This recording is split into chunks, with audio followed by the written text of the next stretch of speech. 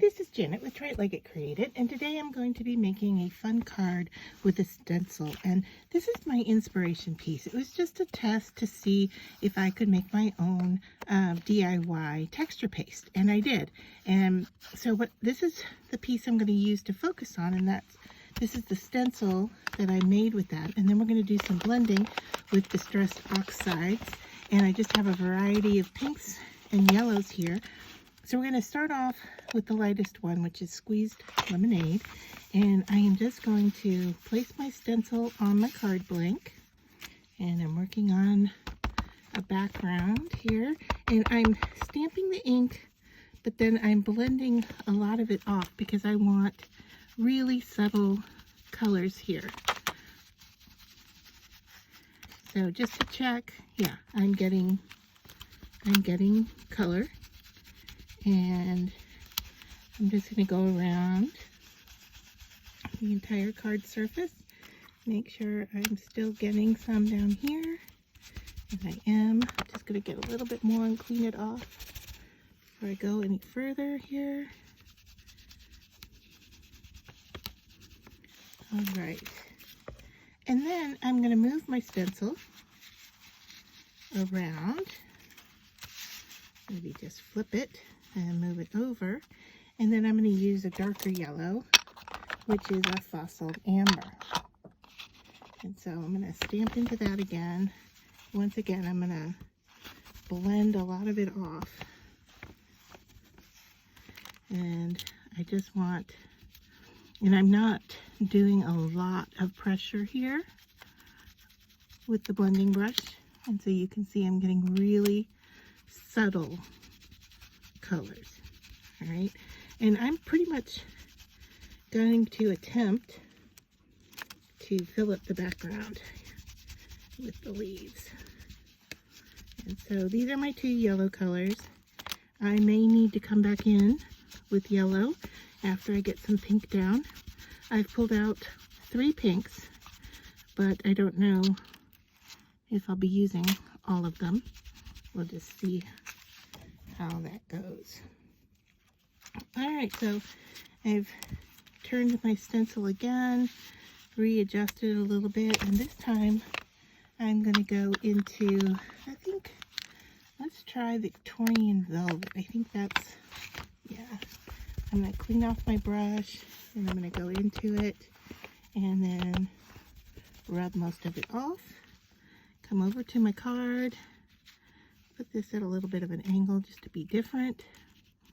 And then I'm going to go real lightly. I can always build up pressure. I can always build up color. But it's a little bit harder to take that color away.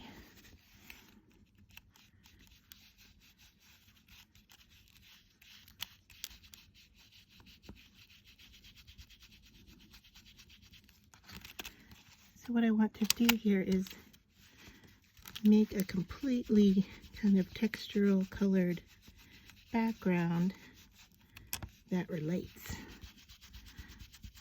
to the three-dimensional piece. Let's see how that's going. Looks good. I'll do a little bit more up here. Okay, so yeah, we're starting to build up our texture, and just for a quick peek, I'll bring our piece in to see how that's looking. And I'm starting to see the subtleness around, but I really do want more going on in the background. So let's go, I think I'm going to go with worn lipstick here. And I'll load that up. Once again, rub it off.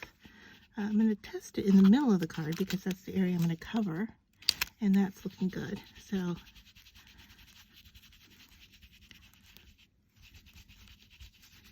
I am just going to add it here.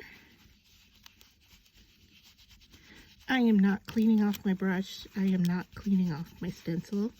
So I am going to get, you know, some muted, blended colors, and I'm okay with that. Because what I'm doing is making texture. All right. So quick lift before I move it. And just right up in there a little bit. Okay, so there's where we're at. I think I need to bring in some more yellow, and in the light lemon yellow, but if I do that, it's going to mix with the ink that's on here. So I'm going to rub this off as much as I can.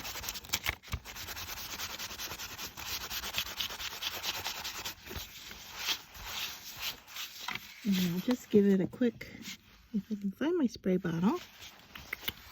Okay, here we go. Off to the side here, I'm going to give this a quick spritz with water.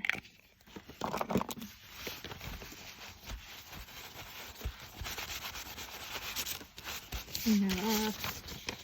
All right, and then we're ready to come back to our card.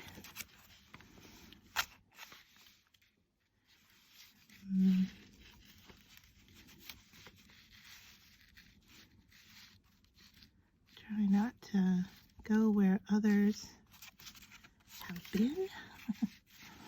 That makes sense.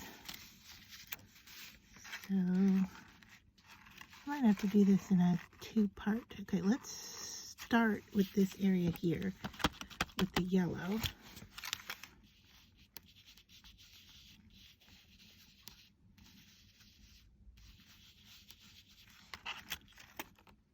That's exactly what I needed. Yep. All right, so then we're just gonna move this stencil around, tap off some of that yellow, not too much.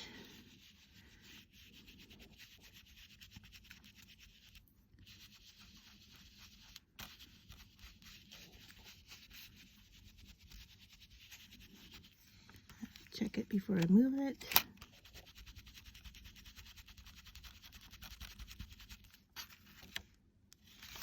All right, and then I just have to add it to the other side here.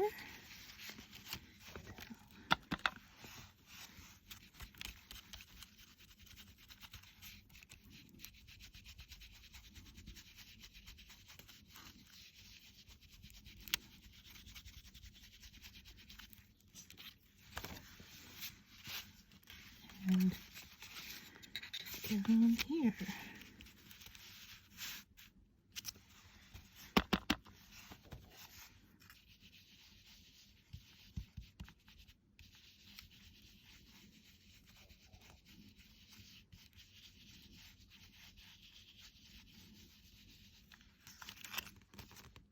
Okay. I think I want some here. That's the nice thing about this, is that you can go back in and just add and subtract and move around until you start to get what you want. And so that's looking pretty good.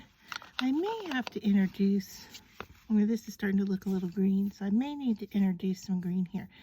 So let me just pause and grab some green, and then I'll be right back. All right, so I grabbed some shabby shutter and peeled paint. I don't know, the peeled paint might be a little bit too dark. I'm going to start with the shabby shutter. Once again, rub off a decent amount, and then bring it over to my card. And once again, starting off lightly, adding a little bit of light green in there.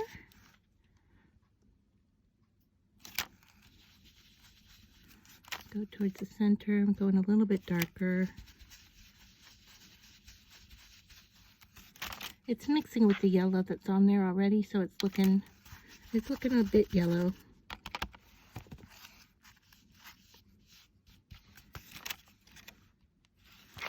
Right.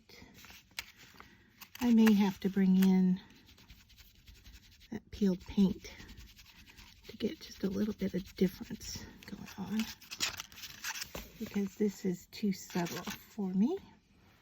All right, so peeled paint, I'll show you here, is a much darker color, and what I'm going to do is try it right here in the center because I know that's where I'm going to place.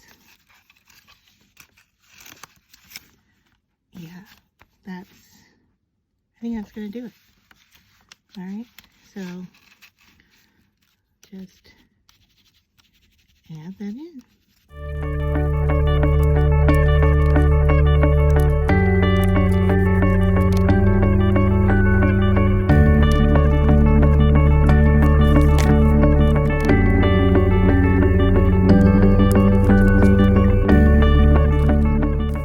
Okay, so bring this in, see what that looks like on there.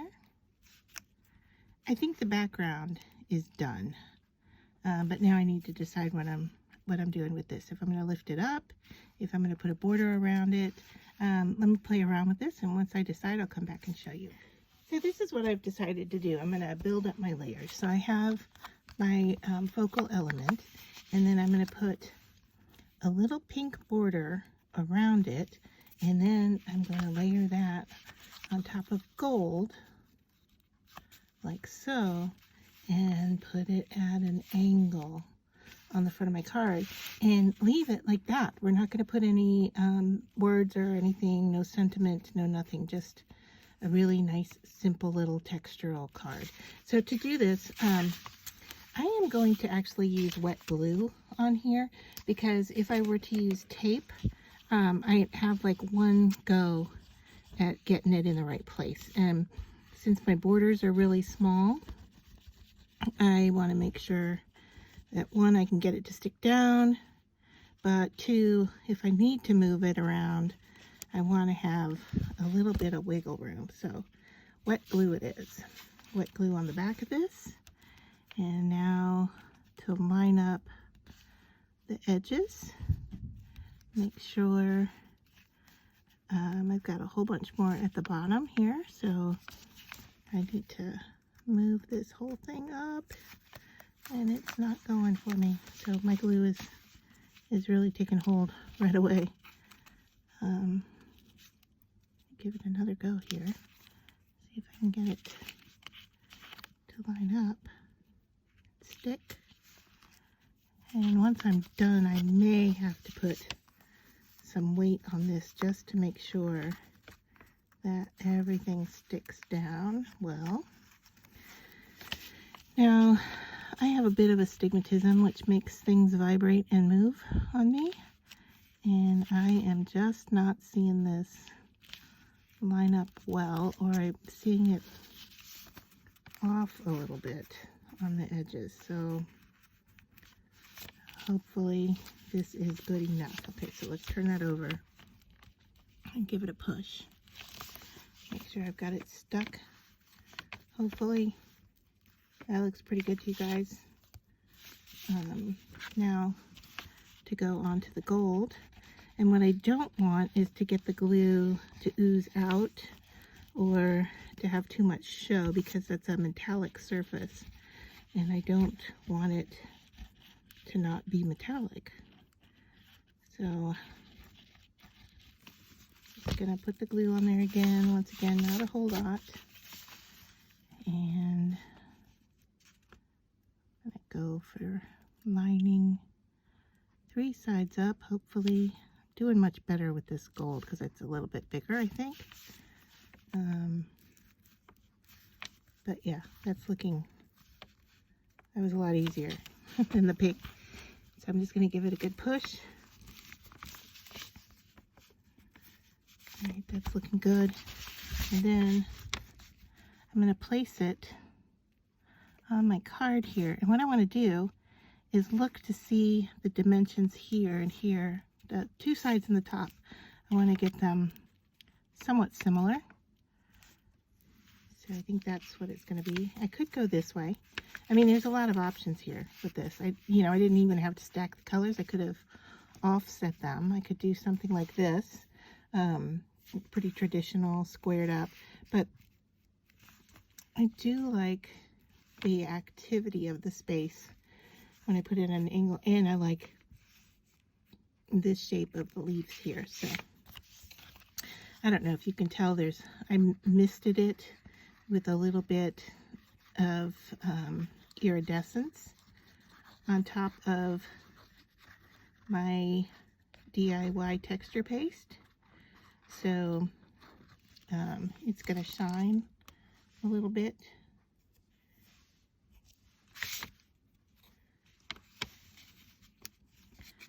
So center it side to side. I think we're close there. And the top is looking pretty good too. I'm just going to push it down and call it good. Alright, so there. Now, to give it a little extra pressure, I'm just going to turn this over, and I have this dry erase. I guess dry eraser. When I say marker, that's not what it is. And I'm just going to push down on that just to make sure everything is lined up well, and it is. At least to me, it looks like it is. So, might be a little high. I might have liked it down just a tad bit more. But for the most part, I'm happy with that. Let me know what you think.